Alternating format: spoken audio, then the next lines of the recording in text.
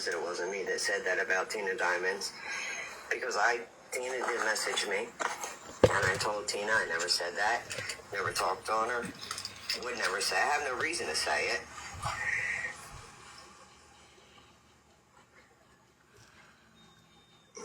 Oh, puppy, why'd you rat on me, bro? I thought we were friends, puppy. I gotta rethink our relationship now. You weren't supposed to tell anyone I sent that out to sink the Titanic. That was a private conversation, puppy.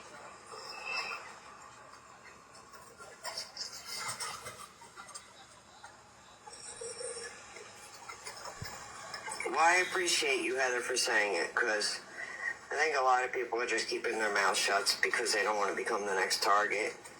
So they're just letting shit go. And not, as long as they're not focusing on them, people are just letting whatever narrative go out there. But I know what I did and didn't do. So, and I can prove what I did and didn't do. I've said that several times. And I have no problem proving it. But, you know what? All I'm going to say is she wants to sit back over there in that same group that did all that to her. Don't reach out to none of us when that shit happens again, because you're going to be on your own, boo-boo. I'm just saying. Thank you. I appreciate it, Heather. That's good.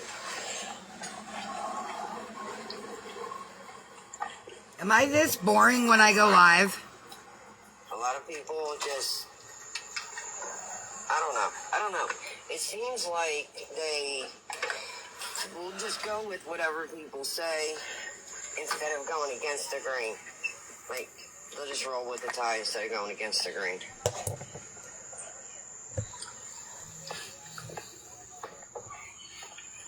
They don't care whether it's a fact or fiction. They'll just go with it. Oh, that's what we said. We're just all going to agree with them.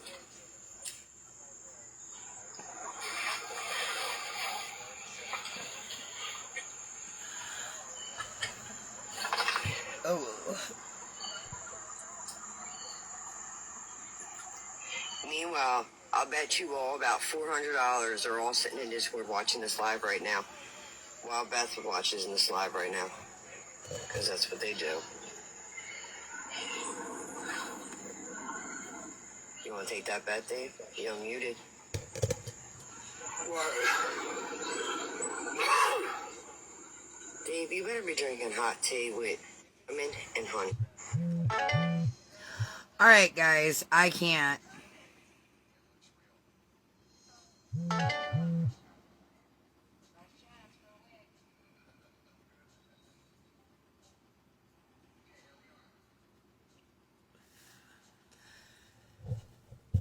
I can't do her boringness anymore, guys, so let's go ahead and jump into today's topic.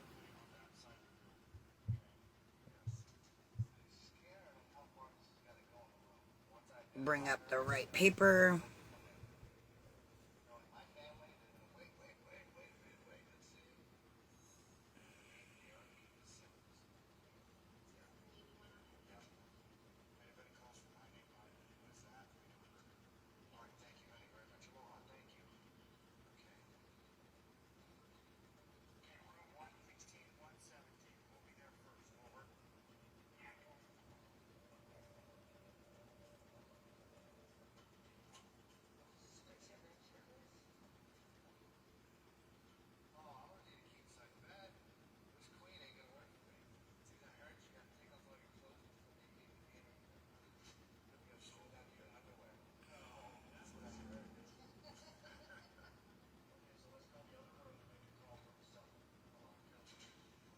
I don't know why they think if they're speaking my name, I shouldn't watch them. I'm not sure what makes them think that that's okay.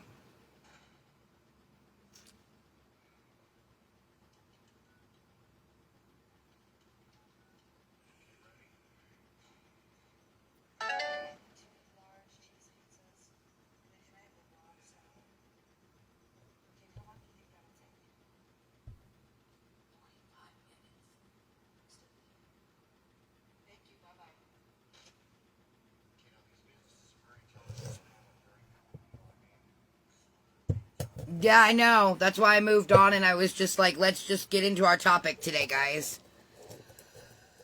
Today's topic is From High School Halls to Prison Cells, America's Broken Pipeline and Racial Cost. First, I want to thank you guys for helping me transition into this type of a platform every morning. I really appreciate it. I want to begin with a simple image. A high school hallway at 2:15, kids laughing, backpacks slung, a security officer's at the corner. For some students, that hallway is just a hallway. For far too many, especially black and brown students, that same hallway can be the first checkpoint on a path, step by step, that narrows into the criminal justice system. Today I'm going to lay out the facts, give concrete examples that connect school discipline to juvenile and adult incarceration, and I'll focus on the racial disparity that makes this a civil rights crisis, not just a criminal justice problem. The scale of the problem. The United States locks up more people than almost any other nation on earth. At any given time, nearly 2 million people are behind bars, a scale of incarceration that is historically and globally exceptional.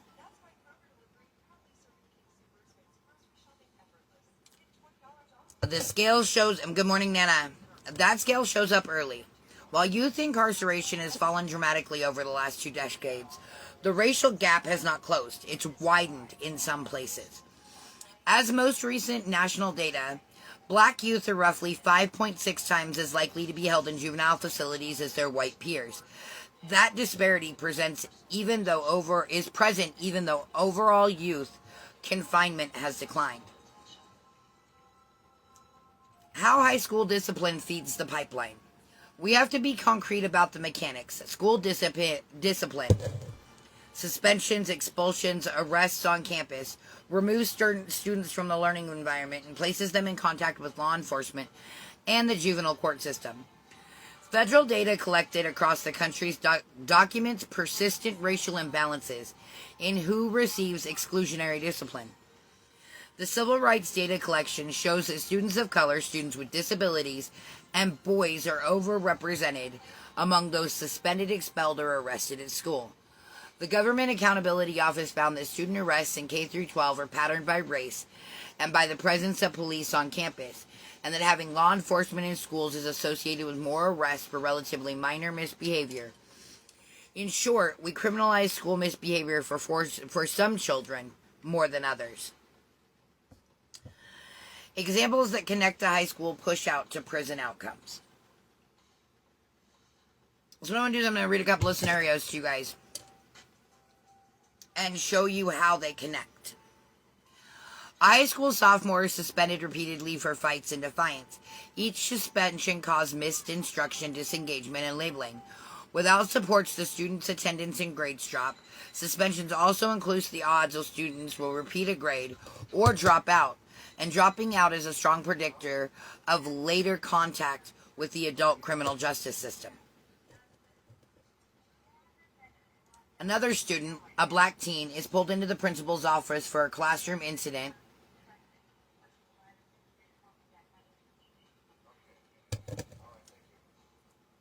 and ends up being arrested because there's a school resource officer on site.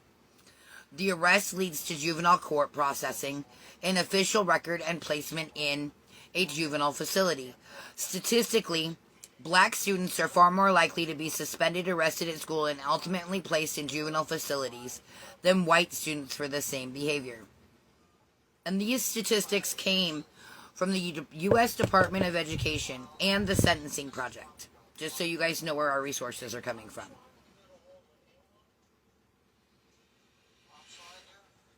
So, consider how subtle bias compounds teachers who have lower expectations, differential referral to law enforcement, and zero tolerance policies that don't account for context. These produce cumulative disadvantages. The result is not only lost learning, but a routinized funnel from the school discipline to the juvenile detention to adult incarceration.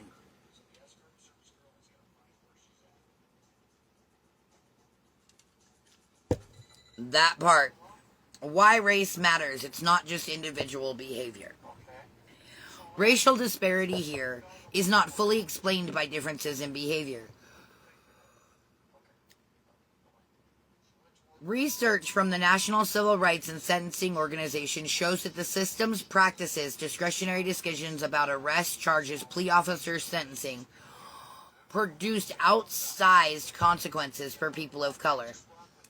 Historically, structured fractures, neighborhood segregation, unequal school funding, policing patterns, and economic disinvestment set the stage. School discipline and juvenile justice are points where those structural inequalities become individualized punishments.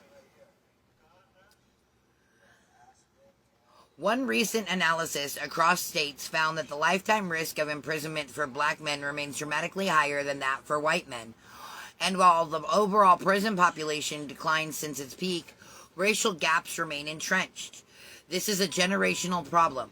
Disparities in childhood discipline translate into adult inequality in freedom, voting rights, employment, and family stability. Morning, morning court, morning unicorn.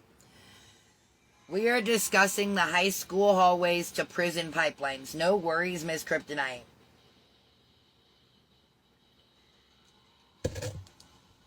These numbers are statistics, but behind each stat is a life rerouted. When a student is suspended repeatedly, they lose instruction and mentorship. When a child is arrested in school, their trust in the institution is eroded. When a young person is placed in a juvenile facility, the developmental harms, trauma, lost schooling, stigmatization linger for decades. For families and communities, the cost is broken relationships, economic strain, and a cycle that feeds the next generation into the same system.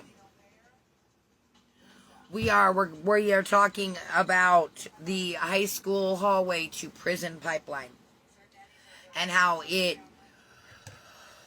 drastically affects black and brown children more than it does white children.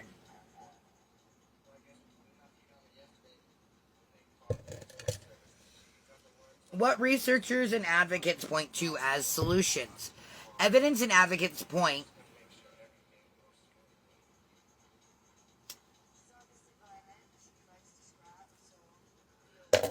Take a moment with that statement, Ms. Kryptonite. How is slavery still legalized in the United States? It's still on the books in one way, and that was done with the Emancipation Proclamation. Does anybody know how it is?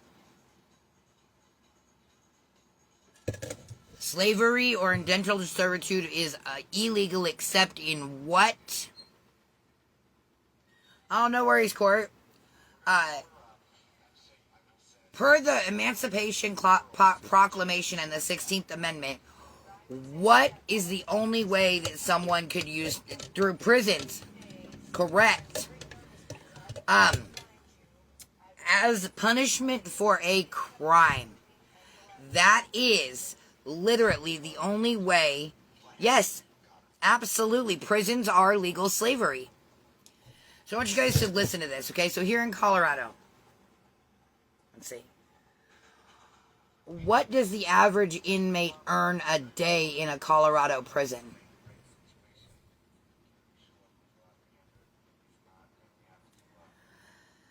$0.13 to 30 cents an hour.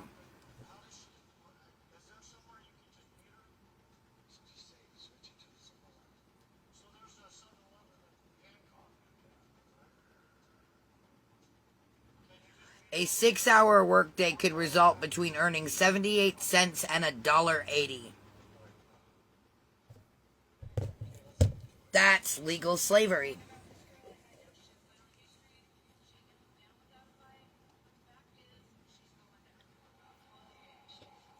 Absolutely is. That's what we're discussing today, Kryptonite.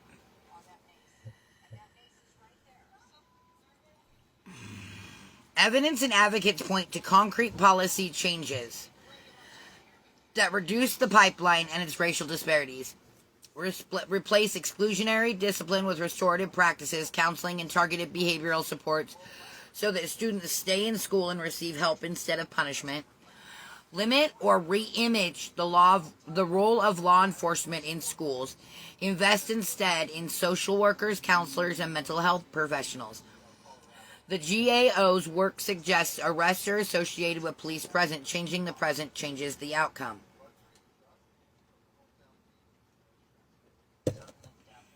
Reform juvenile justice to form community-based supports over confinement, with careful oversight to reduce racial bias in referrals and placements.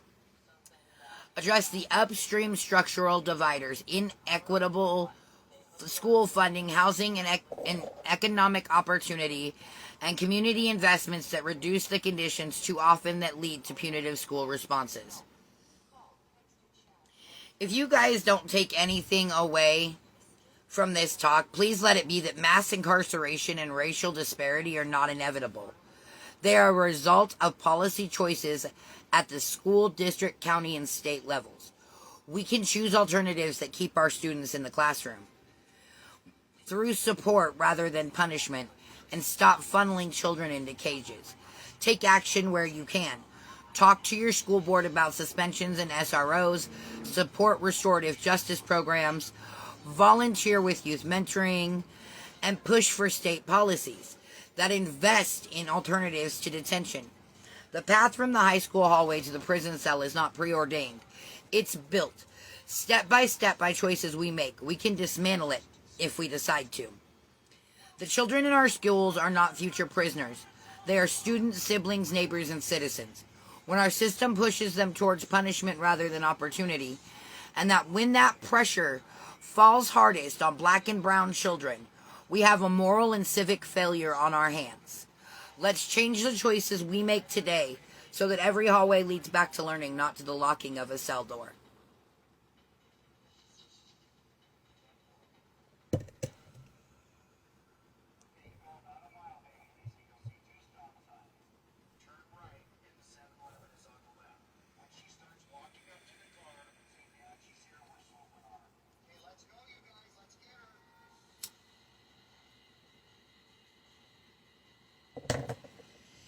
And also, as that is, we're going to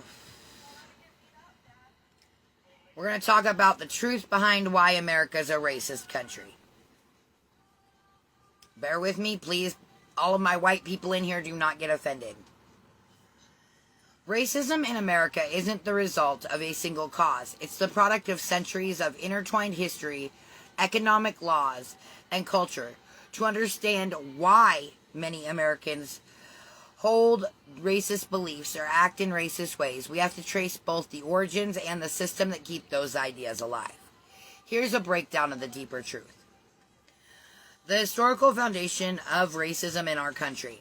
Slavery and colonization. From the 1600s onward, the U.S. economy and expansion were built on the labor of enslaved Africans and the displacement of indigenous peoples. To justify these atrocities, early leaders, churches, and scientists invent and spread ideas of racial hierarchy. Legalized inequality. For most of the American history, laws explicitly separated and oppressed people based on race. Slavery, Jim Crow, Chinese Exclusion Act, Native American land removal. These laws didn't just limit rights. They shaped generations of economic and social inequality. That part, Michaela. Economic self-interest. Racist systems often serve the rich and powerful. If poor white workers could be convinced they were above black or immigrant laborers, they were less likely to unite for fair wages. Divide and rule. Politicians and elites use racism to split working class movements, ensuring racial resentment distracted from economic exploitation. Cultural narratives. Media reinforcement. From minstrel shows based to biased news coverage, media has historically portrayed people of color as dangerous, lazy, or inferior, normalizing the prejudice. School curricula. The U.S. education often downplays slavery, colonization, and systematic racism, creating a founding fathers as heroes in narrative. I want you guys to go back to that. U.S. education often downplays slavery, colonization, and systematic racism, creating a false founding fathers as heroes narrative.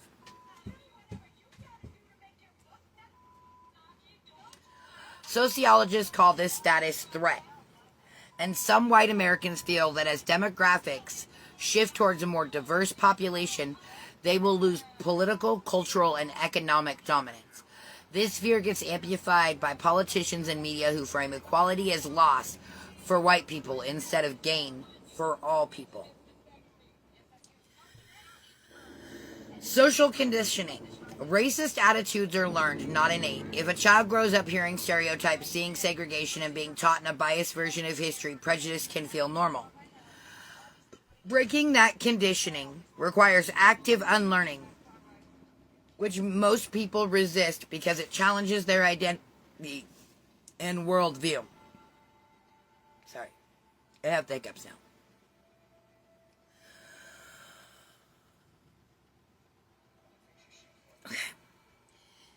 Even well-meaning people can unconsciously uphold racist systems by ignoring or minimizing these inequalities. Let me repeat that for the people in the back, okay? Even well-meaning people can unconsciously uphold racist systems by ignoring or minimizing these inequalities. I'll let that sink in for a second.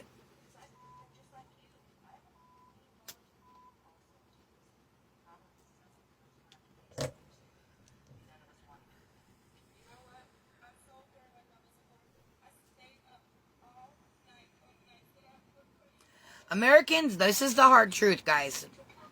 Americans aren't naturally more racist than other people, but the U.S. was built on racial hierarchy, and that legacy is still deeply embedded in its laws, economy, and culture. The persistence of racism is less about individual morality and more about the fact that dismantling the system would mean radically restructuring power and wealth, and that threatens those who benefit from the status quo.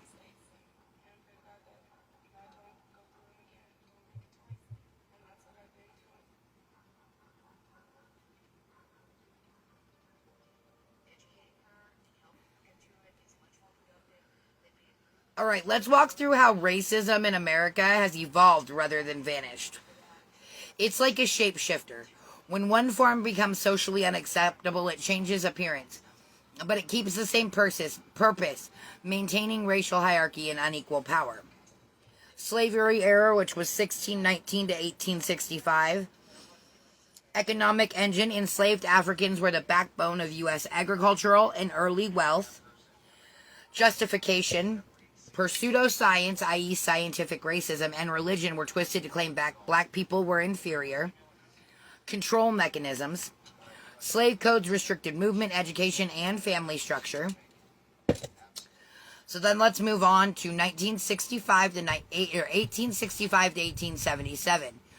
Reconstruction backlash. Post-Civil War hope. Newly freed black Americans briefly gained political power, black senators, school buildings, things like that. And because of that, there was the white supremacist response. The Ku Klux Klan and other groups used terror states, passed black codes to limit freedom. After 1877, federal troops left the South, allowing segregation to take root. Late 1800s to 1960s. I want you guys to think about something. Late 1800 to 1960s. So you're talking a period of 70 to 80 years. Okay? Separate but equal laws, Plessy versus Ferguson, kept black Americans out of white schools, neighborhoods, and jobs. Economic exclusion, redlining denied home loans in black neighborhoods, union membership was often restricted. Cultural reinforcement, Hollywood's early films like The Birth of a Nation, glorified white supremacy. 1950s through the 1970s. Civil Rights Act and Voting Rights Act dismantled legal segregation in 64 and 65. Politicians began using dog whistles, coded language about law and order and welfare queens to appeal to racial fears without overt slurs.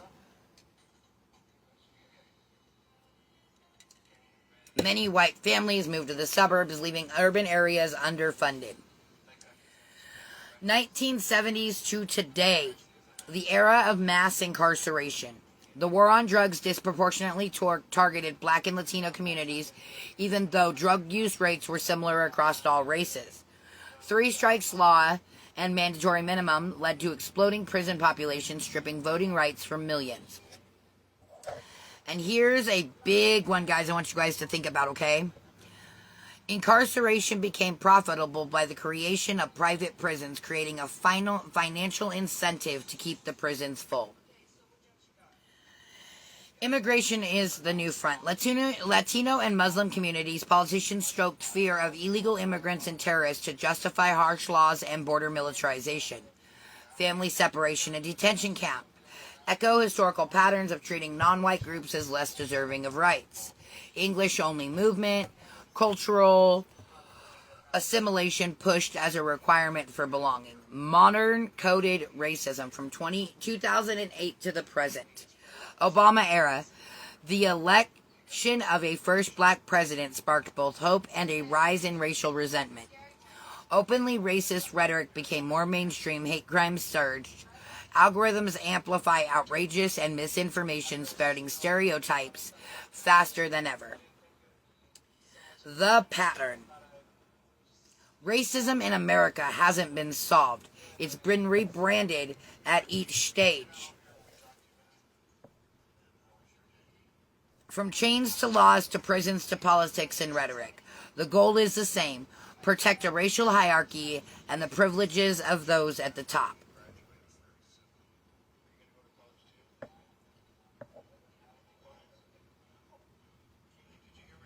This country didn't accidentally become racist. Racism was built. It was designed to make somebody rich, to keep somebody else afraid, and to make sure power stayed in the same hands.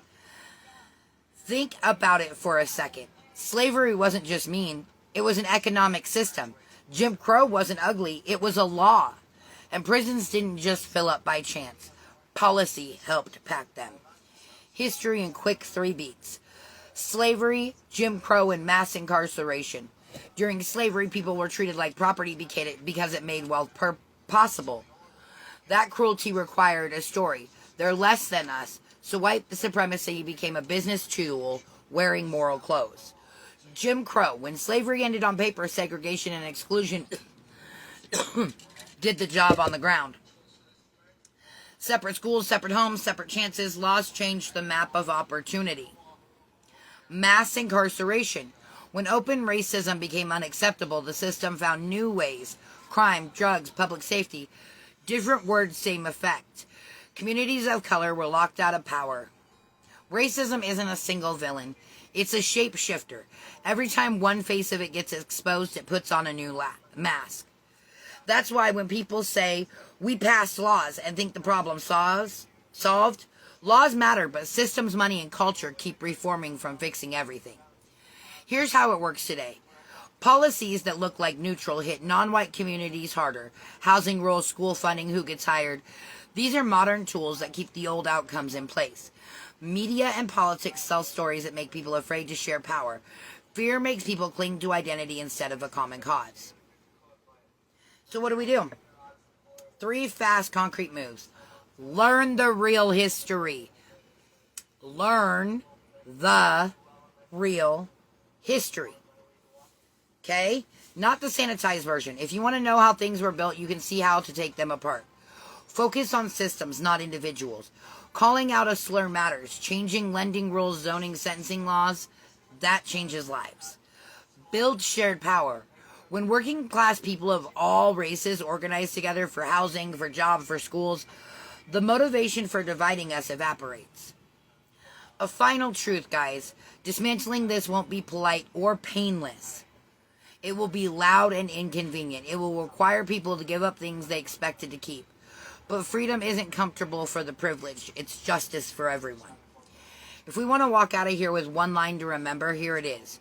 Racism doesn't die, it adapts. If we want it gone, we need to out-adapt it with history, policy, and people who refuse to be divided. If you want any more information about how racism has developed in America, please message me. I'll give you some awesome websites of people of color run websites that explain history. Oh, I just got reported. All right, guys, I will see you later. Love y'all. Have a great day.